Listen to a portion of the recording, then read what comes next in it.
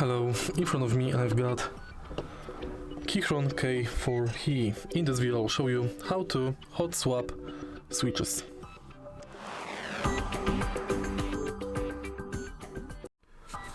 In the beginning, make sure that your keyboard has Gateron magnetic switches.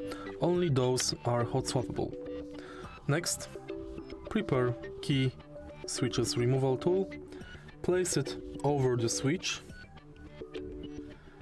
squeeze it a little bit, and then gently pull it out.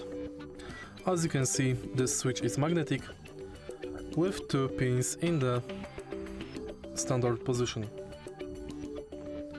To check type of your switch, take a look right here. This is the Gateron one. To install another switch, simply place it on the switch hole and push it inside. If you find the video helpful, please leave like, comment and subscribe.